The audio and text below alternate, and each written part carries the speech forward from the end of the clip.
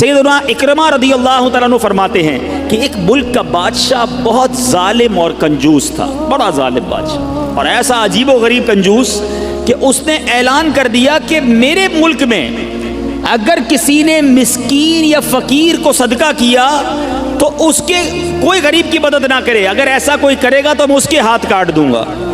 یعنی خود غریب کی مدد بھی نہیں کرنی اور پورے ملک میں بھی کوئی غریب کی مدد نہ کرے۔ بڑا عجیب و غریب اعلان تھا۔ اچھا جناب، اب ایک خاتون تھی، لوگ تو خوف سے ڈر گئے تھے، کوئی صدقہ نہیں دے رہا تھا، کوئی خیرات نہیں دے رہا تھا۔ ایک دن فقیر مجبور ہو کر ایک عورت کے پاس آیا اور کہا مجھے اللہ کے راہ میں کچھ دو، میں بہت بھوکا ہوں، کھانے کے لیے کچھ نہیں۔ وہ عورت نے بھی بادشاہ کا اعلان سنا ہوا تھا، وہ بھی ڈری ہوئی تھی، اس نے بھی صدقہ دینے سے اس نے سوچا کہ صدقہ دوں گی تو میرے بھی ہاتھ کٹ جائیں گے، لیکن فقیر نے کہا مجھے اللہ عز و جل کی رضا کی خاطر کچھ تو کھانے کو دے دو۔ وہ التجا کرتا رہا، آخر اس عورت کے دل میں رحم آ گیا، اس عورت نے اس فقیر کو صدقہ دے دیا، کھانے کو دے دیا۔ اب 2 روٹیاں دی اسے کھانے کو، فقیر روٹیاں لے کر دعائیں دیتا ہوا چلا گیا۔ بادشاہ کو پتہ چل گیا کہ ملک میں ایک ایسی عورت ہے جس نے کسی فقیر کو صدقہ دیا۔ اس نے اپنے بندے بھیجے اور اس خدا ترس رحم دل عورت کے دونوں ہاتھ کاٹ دیے گئے، اس کے دونوں ہاتھ کٹ گئے۔ اب میٹھے اسلامی بھائیوں، کچھ عرصے کے بعد بادشاہ نے اپنی والدہ سے کہا کہ مجھے اپنی مملکت کی سب سے حسین لڑکی سے شادی کرنی ہے۔ اس کی ماں نے جب معلومات کروائی تو پتہ چلا پورے ملک میں ایک لڑکی سب سے زیادہ حسین ہے، مگر اس میں ایک خامی یہ ہے کہ اس کے دونوں ہاتھ نہیں ہیں۔ اس نے بادشاہ سے کہا، بادشاہ نے لڑکی کو دیکھا، اسے پسند آئی، اس سے شادی کر لی اور وہ عورت اب ملکہ بن گئی۔ جس نے 2 روٹیاں صدقہ کی، ہاتھ کٹ گئے، اب وہ بادشاہ کی زوجہ بن گئی۔ بڑی زندگی آرام سے گزرنے لگی، مگر ایک اور امتحان اس کی زندگی میں باقی تھا۔ پھر کیا ہوا کہ کیونکہ اور بھی اس کی بیویاں تھیں بادشاہ کی، نئی نویلی دلہن کے ساتھ بادشاہ بہت وقت گزارتا، بڑی نوازشات کرتا، دوسری جو بیویاں تھیں وہ حسد کرتی تھیں۔ ایک مرتبہ بادشاہ طویل عرصے کے لیے ملک سے باہر گیا تو بادشاہ کی بیویوں کو اچھا موقع ملا، انہوں نے بادشاہ کو خط میں لکھا کہ تمہارے پیچھے تمہاری جو بیوی ہے، نئی دلہن جو ہے، وہ برے کام کرتی ہے، اس کا کردار اچھا نہیں۔ بادشاہ نے بغیر کسی تحقیق کے حکم دے دیا کہ میری بیوی کو اٹھایا جائے اور جنگل میں پھینک دیا جائے، محل سے نکال کر جنگل میں پھینک دو۔ اب وہ عورت جنگل میں پہنچ گئی، بیابان جنگل تھا، اس کا ایک بیٹا بھی ہو گیا تھا بادشاہ سے۔ اب اتنی دیر میں میرے میٹھے اسلامی بھائیوں، وہ عورت اس جنگل میں نہر میں پانی پینے کے لیے جھکی تو اس کے ہاتھ سے وہ بچہ بھی پانی میں گر گیا، زور زور سے رونے لگی، بچہ بھی پانی میں ہے، دونوں ہاتھ بھی نہیں ہیں، پکارے تو کسے پکارے؟ اچانک 2 خوبصورت نوجوان آئے، انہوں نے کہا آپ کیوں رو رہی ہیں؟ کہا میرا بچہ پانی میں چلا گیا ہے۔ اس نے فوراً اس نوجوان نے آگے جا کر اس بچے کو پانی سے نکالا، کہا اور آپ کو کچھ چاہیے تو بتائیے، کوئی اور آپ کی خواہش ہو تو بتائیے، کچھ اور آپ دعا کرنا چاہیں تو۔ اس عورت نے کہا کہ میرے ہاتھ مجھے واپس مل جائیں۔ ان نوجوانوں نے دعا کی، اللہ تعالیٰ نے دونوں ہاتھ بھی اسے واپس کر دیے۔ اب ان نوجوانوں نے اس عورت کو کہا کہ آپ جانتی ہیں ہم کون ہیں، ہم دونوں کون ہیں؟ تو عورت نے کہا میں تو نہیں جانتی، البتہ یہ معلوم ہے آپ کی برکت سے میرا بچہ بھی مل گیا، میرے ہاتھ بھی واپس آ گئے۔ وہ 2 نوجوان کہتے ہیں ہم تیری وہی 2 روٹیاں ہیں جو تو نے غریب سائل کو دی تھی۔ صدقہ اللہ کی راہ میں خرچ کرنا کب کہاں کام آتا ہے۔ اس عورت کو 2 روٹیوں کے بدلے 20 روٹیاں نہیں ملی، حضرت رابعہ بصریہ کو 20 روٹیاں ملی تھیں۔ ہو سکتا ہے کوئی کیلکولیشن کرنے والا کہے یار میں 1000 روپے دوں گا 1 لاکھ روپے مل جائیں گے، نہیں ملے، مگر اس کو ہاتھ واپس مل گئے، بچہ واپس مل گیا۔ کیا معلوم مجھ پر اور آپ پر کوئی بلا آنے والی ہو، کوئی مصیبت آنے والی ہو، کوئی بیماری آنے والی ہو، اگر اللہ کی راہ میں صدقہ دیں، کسی غریب کی مدد کریں اور اس کے دل سے دعا نکلے اور اللہ کریم ہم سے وہ مصیبت کو ٹال دے تو اے میرے میٹھے اسلامی بھائیوں، حضرت منصور بن عمار رحمۃ اللہ تعالی علیہ ایک روز واز فرما رہے تھے تو کسی حقدار نے 4 درہم کا سوال کیا، کوئی غریب تھا، مسکین تھا، اس نے 4 درہم کا سوال کیا تو آپ رحمۃ اللہ تعالی علیہ نے اعلان کیا کہ جو اس کو 4 درہم دے گا میں اس کو 4 دعائیں دوں گا۔ آپ نے، اللہ کے ولی تھے، آپ نے فرمایا جو اس کو 4 درہم دے گا میں اس کو 4 دعائیں دوں گا۔ اس وقت ایک غلام گزر رہا تھا، خود بھی غریب تھا، مگر اللہ کے ولی کی ایک ایسی شاندار آواز سنی کہ 4 دعائیں ملیں گی، تو اس نے کیا کیا، اپنے پاس اس کے 4 درہم تھے، وہ اس نے غریب کو دے دیے، اس سائل کو دے دیے۔ تو حضرت نے کہا کہ اب بتاؤ کون سی 4 دعائیں کروانی ہیں؟ کہ حضرت پہلی دعا تو کر دیں کہ میں غلامی سے آزاد کر دیا جاؤں، غلام ہوں، غلامی سے میری آزادی ہو جائے۔ نمبر 2، مجھے ان درہم کا بدلہ بھی مل جائے، 4 درہم دے تو دیے، مجھے اس کا بدلہ بھی مل جائے۔ تیسری دعا حضور یہ کر دیں مجھے اور میرے آقا کو توبہ نصیب ہو جائے۔ چوتھی دعا یہ کر دیں کہ میری، میرے آقا کی، آپ کی اور تمام حاضرین کی بخشش ہو جائے۔ 4 بڑی پیاری دعائیں کروا لی اس نے جناب۔ اب آقا کے پاس جب وہ غلام پہنچا تو آقا کہتا اتنی دیر کیوں ہو گئی، کدھر رہ گئے تھے بھائی، کئی کام سے بھیجا تھا، اتنا لیٹ؟ کہتا حضور ایسا ایسا ماجرا ہوا، راستے میں حضرت منصور اللہ کے ولی وہ کہہ رہے تھے جو 4 درہم دے دے میں 4 دعائیں کروں گا، میں نے تو 4 درہم دیے اور 4 دعائیں کروا کے آیا ہوں۔ کہا اچھا بتاؤ دعائیں کون سی تھیں، پہلی دعا بتاؤ۔ کہا حضور میں نے پہلی دعا تو کی کہ اللہ مجھے غلامی سے آزاد کر دے۔ آقا کہتا جا تو غلامی سے آزاد ہے۔ پہلی دعا فوراً قبول ہو گئی نا، پہلے آقا کو دعا سنائی، آقا کہتا جا تو غلامی سے آزاد۔ کہا بتا دوسری دعا کون سی کروا کے آیا؟ کہا حضور دوسری دعا میں نے یہ کی کہ جو 4 درہم میں نے دیے ہیں مجھے اس کا بدلہ مل جائے۔ غریب آدمی تھا ظاہر ہے، تو آقا نے کہا کہ میں نے تجھے 4 درہم کے بدلے 4000 درہم دیے۔ ارے بھائی واہ بھائی، تیسری دعا بتا کون سی کروا کے آیا؟ کہا حضور تیسری دعا میں نے کی کہ مجھے اور میرے آقا کو گناہوں سے توبہ کی توفیق نصیب ہو۔ یہ سنتے ہی آقا واقعی آقا تھا، اس کی زبان پر استغفار جاری ہو گیا، کہنے لگا یا اللہ میں اپنے پچھلے سارے گناہوں سے توبہ کرتا ہوں۔ کہا اب بتا چوتھی دعا کیا کروائی تھی؟ کہا حضور چوتھی دعا یہ تھی کہ آپ کی یعنی میرے آقا کی، میری اور تمام حاضرین اجتماع کی مغفرت ہو جائے۔ یہ سن کر آقا نے کہا 3 باتیں تو میرے اختیار میں تھیں، وہ میں نے کر لی، چوتھی میرے ہاتھ میں نہیں ہے، مغفرت کرنا تو اللہ کا کام ہے نا۔ اسی رات آقا نے خواب میں کسی کہنے والے کو سنا کہ جو تمہارے اختیار میں تھا وہ تم نے کر دیا، اور میں ارحم الراحمین ہوں، میں نے تمہیں، تمہارے غلام کو، منصور بن عمار کو اور تمام حاضرین کو بخش دیا ہے۔ کیا بات ہے، کیا بات ہے، سبحان اللہ ہے۔ یہ میرے میٹھے اسلامی بھائیوں یہ واقعہ جو ہے یہ کتنی زبردست موٹیویشن ہے کہ ہمیں نہیں پتا ہوتا، کسی غریب کی مدد کر کے، کسی محتاج کی مدد کر کے، کسی پریشان حال بندے کی مدد کر کے ہم کبھی کبھی ایسی دعا لے لیتے ہیں کہ ہمیں اندازہ بھی نہیں ہوتا، اور وہ ایسی دعا دے دیتا ہے کہ بگڑی بن جاتی ہے، مشکلیں ٹل جاتی ہیں۔ یہ دعائیں لینے والے بنیے، اللہ کی راہ میں خرچ کریں گے۔ آج واقعی میں صحیح بتا رہا ہوں، تو یہ بعض اوقات ایک کیفیت ہوتی ہے انسان کی کہ جب انسان کسی کی مدد کرتا ہے یا کوئی ایسا کام کرتا ہے جس سے کسی کے دل سے دعا نکلتی ہے، اور یہ تو اللہ کے ولی تھے نا، انہوں نے ہاتھ اٹھا کر یہ 4 دعائیں کی، تو سیکھنے کو یہ ملا کہ بعض اوقات اللہ کی راہ میں خرچ کر کے ہم وہ حاصل کر سکتے ہیں جو برسوں میں حاصل نہیں کر سکتے، وہ نعمتیں، وہ برکتیں حاصل ہو جاتی ہیں، وہ پریشانیاں دور ہو جاتی ہیں۔ کیونکہ روایتوں کا مضمون ہے کہ صدقہ بیماریوں کو ٹالتا ہے، صدقہ برائی کے 70 دروازے کو بند کرتا ہے، صدقہ بلا کو نیچے نہیں اترنے دیتا۔ ایک بڑی بات یاد رکھیے گا، ہمیں نہیں پتا ہوتا، ہم صبح اٹھتے ہیں مثال کے طور پہ اور کوئی بلا آنے والی ہوتی ہے، حدیثوں کا مضمون ہے جب انسان صدقہ دیتا ہے نا تو بلا اوپر سے اترتی ہے، صدقہ جا کے اسے روک لیتا ہے، انٹرسیپٹ کرتا ہے، اور یہ لڑائی جاری رہتی ہے، صدقہ بندے پر بلا اترنے نہیں دیتا۔ اب بعض اوقات کیا ہوتا ہے، کئی لوگ ہوں گے جو بیانات بھی سنتے ہیں، کتابوں میں بھی پڑھتے ہیں کہ اللہ کی راہ میں 1 خرچ کرو 10 ملتا ہے۔ اب وہ ہو سکتا ہے مسجد میں ڈبے میں 100 روپے ڈالیں اور شام دکان پہ انتظار کر رہے ہوں کہ ابھی تک 1000 روپے بنے نہیں ہیں۔ مولانا صاحب نے تو کہا تھا 1 کا 10 ہو جائے گا، کسی فقیر کو 10 روپے دیے انتظار کر رہے ہیں، 100 روپے کہاں ہے بھائی، ملٹی پلائی بائی 10 ہو کے ملنا چاہیے تھا۔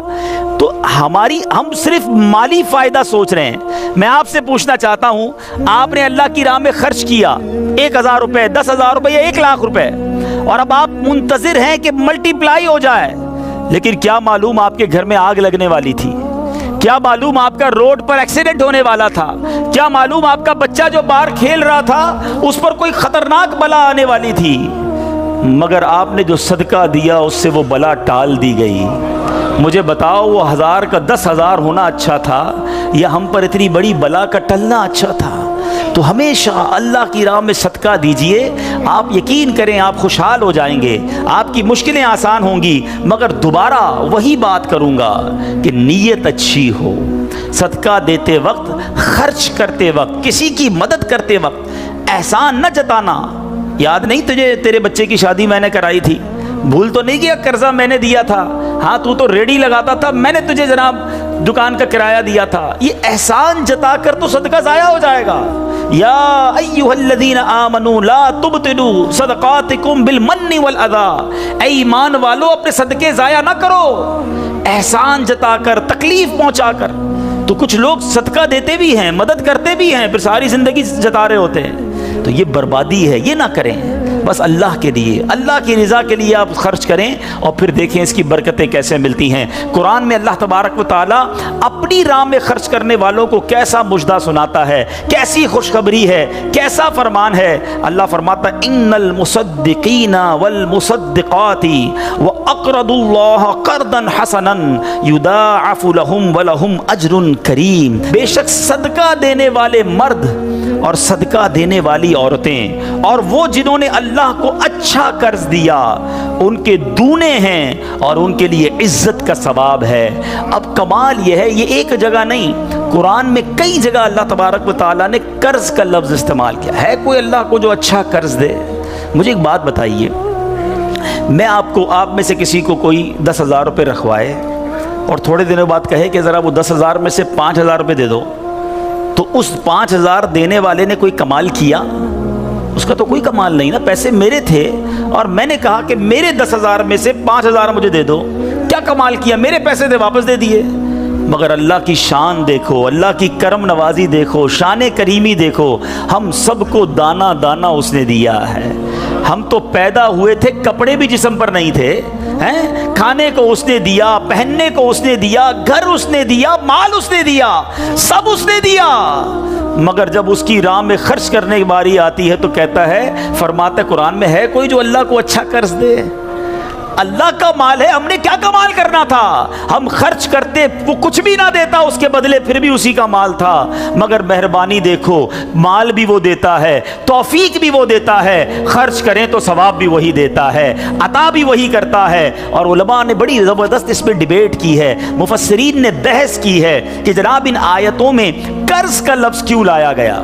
اللہ اکبر۔ فرمایا جب آپ اور میں، دنیا میں بندہ کسی کو قرضہ دیتا ہے نا تو امید ہوتی ہے یہ قرضہ واپس ملے گا، اگر امید نہ ہو تو پھر یہ قرض نہیں ہے، پھر تو تحفہ ہو جائے گا نا۔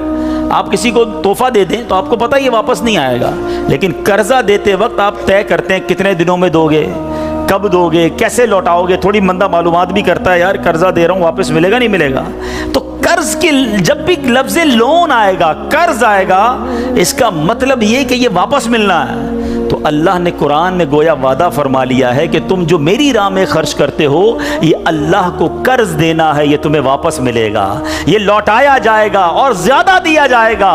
تو ہمیں اللہ کی راہ میں خرچ کرتے وقت یہ ذہن رکھنا چاہیے۔ سبحان اللہ۔ اب بانٹنے سے کیا گھٹتا ہے؟ بڑی خوبصورت حدیث پاک ہے، ذرا سمجھیے گا۔ ایک بار حضرت عائشہ صدیقہ رضی اللہ تعالی عنہا سے مروی ہے کہ اہل بیت نے، نبی پاک کے گھر والوں نے ایک بکری ذبح کی اور پیارے آقا علیہ الصلوۃ والسلام تشریف لائے، بکری ذبح کی اور انہوں نے کچھ تقسیم بھی کر دی۔ حدیث کا مضمون ہے، نبی پاک آئے اور ارشاد فرمایا کہ اے عائشہ کیا بچا ہے؟ بکری کو کاٹا تھا، تقسیم کی، کیا بچا ہے؟ عرض کی گئی کہ حضور کاندھے کے سوا کچھ نہیں بچا ہے، کاندھے کا گوشت بچا لیا گیا ہوگا، باقی بانٹ دیا۔ نبی پاک نے ایک جملے میں ساری بات سمجھا دی، اگر آپ سمجھ جائیں۔ آقا نے فرمایا عائشہ کاندھے کے سوا سب بچ گیا ہے۔ بات آ رہی ہے سمجھ میں؟ کہا کیا گیا؟ حضور کاندھا بچ گیا ہے، کاندھے کے سوا کچھ نہیں بچا۔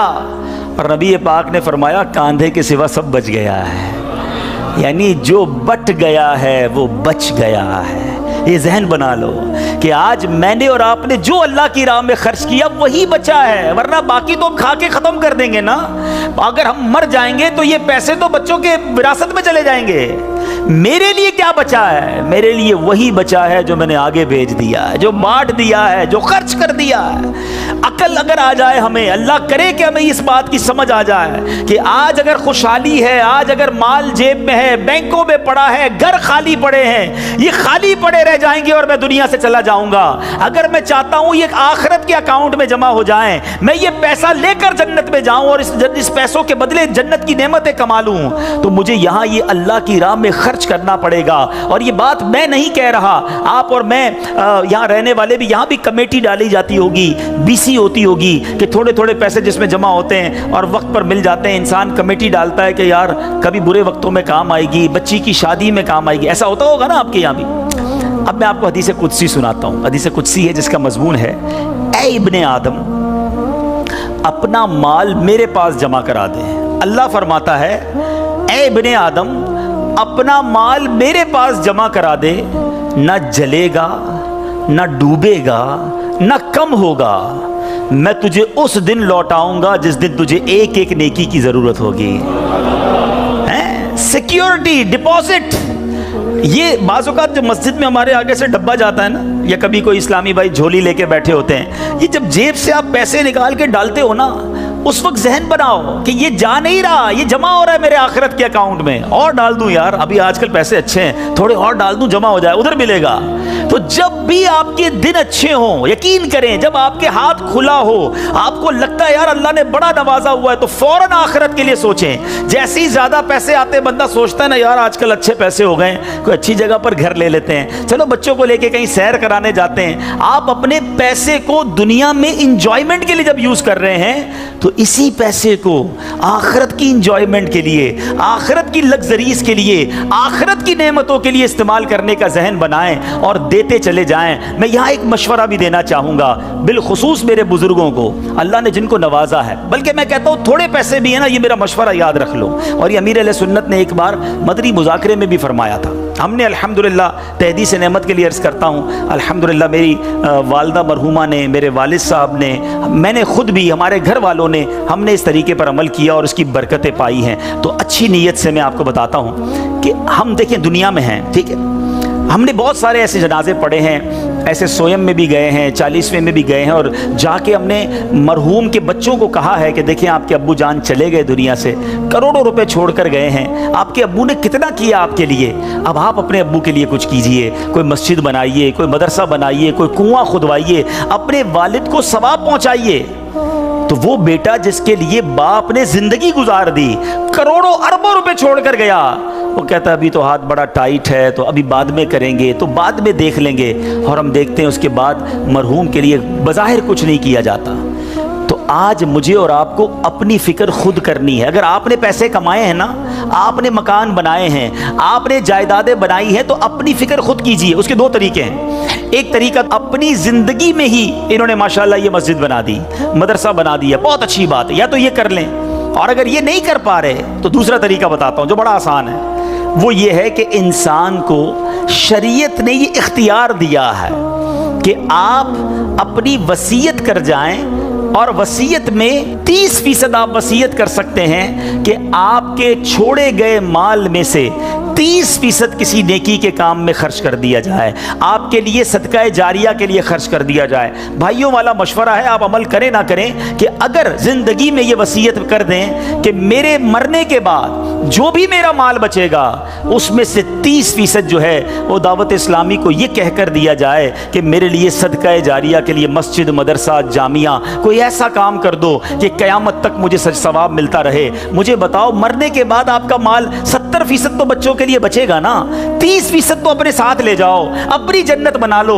ورنہ ہوتا یہ ہے کہ ساری زندگی والد نے محنت کی، محنت کرتے کرتے بوڑھا ہو گیا، لاکھوں کروڑوں روپے کی جائیدادیں چھوڑ کر گیا، اور مرنے کے بعد خاندان میں کوئی ایصال ثواب، کوئی خرچ کرنے کے لیے تیار نہیں ہے۔ تو دو چیزیں یاد رکھیں، ایک تو زندگی ہی میں اپنے لیے ثواب جاریہ والے کام کر لیں۔ اللہ کی رحمت سے دعوت اسلامی ساری دنیا میں مسجدیں بنا رہی ہے، ماشاءاللہ ایسے کئی کام ہو رہے ہیں جو قیامت تک چلنے والے ہیں۔ آپ اپنی زندگی میں اپنے لیے وہ کام کر لیجئے، اور اگر ایسا نہ بھی کر سکیں اور کر بھی لیا ہو تو وصیت کرنے میں تو کوئی حرج نہیں ہے کہ مرنے مرنے کے بعد تو میرا مال میرے پاس رہنا ہی نہیں ہے، تو کیوں نہ وہ میرے ساتھ جنت میں مجھے کام آ جائے۔ اور آج بھی صدقہ کیسی کیسی پریشانیوں اور بیماریوں کو دور کرتا ہے۔ اللہ اکبر۔ ایک اور ایمان افروز واقعہ سناتا ہوں کہ ایک بار حضرت عیسیٰ علیہ نبینا علیہ السلام کے زمانے میں ایک دھوبی تھا جو لوگوں کے کپڑے آپس میں تبدیل کر دیتا تھا، یعنی لوگوں کے کپڑے ملا دیتا۔ لوگ بڑے پریشان تھے اس سے، تو لوگوں نے حضرت عیسیٰ علیہ السلام کو اس کے متعلق بتایا، تو آپ نے اللہ عز و جل کی بارگاہ میں دعا کی کہ اے اللہ اس کو ہلاک فرما دے۔ اللہ کے نبی نے ایک ایسے شخص کے لیے دعا کی کہ یا اللہ اس کو ہلاک کر دے، تیرے بندے اس سے بڑے پریشان ہیں۔ ایک روز وہ دھوبی بالکل اسی معمول میں نکلا، اس کے پاس 3 روٹیاں تھیں۔ ایک سائل آیا، ایک فقیر آیا اور اس نے کہا کہ اللہ کے لیے مجھے روٹی دے دو۔ تو آپ نے اس دھوبی نے ایک روٹی اس سائل کو دے دی۔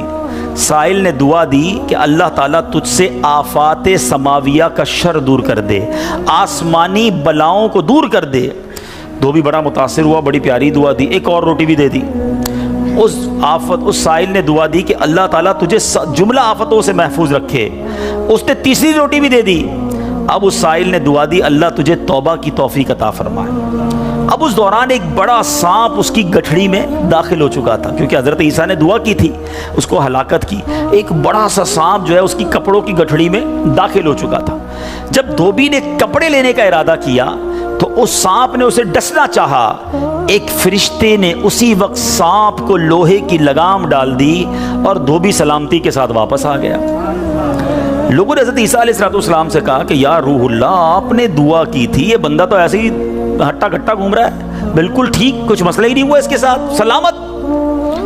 تو آپ نے اس دھوبی کو بلایا، بتا تو نے کون سی ایسی بھلائی کی ہے، میں نے تیری ہلاکت کی دعا کی اور تو بالکل سلامت گھوم رہا ہے۔ وہ کہتا حضور میں نے 3 روٹیاں صدقہ کی ہیں، اتنے گناہ اتنی خطائیں، سارا شہر پریشان، مگر جب صدقہ کیا 3 روٹی کا، آپ نے اس سانپ سے پوچھا کہ تو نے قتل کیوں نہیں کیا، تیری تو ڈیوٹی تھی نا۔ تو سانپ کہتا ہے اے اللہ کے نبی، اللہ نے آپ کی دعا تو قبول فرما لی، مجھے ہلاک کرنے کے لیے بھیج بھی دیا، مگر جب اس دھوبی نے ایک سائل کو صدقہ دیا تو ایک فرشتے نے مجھے لوہے کی لگام ڈال کر روک لیا۔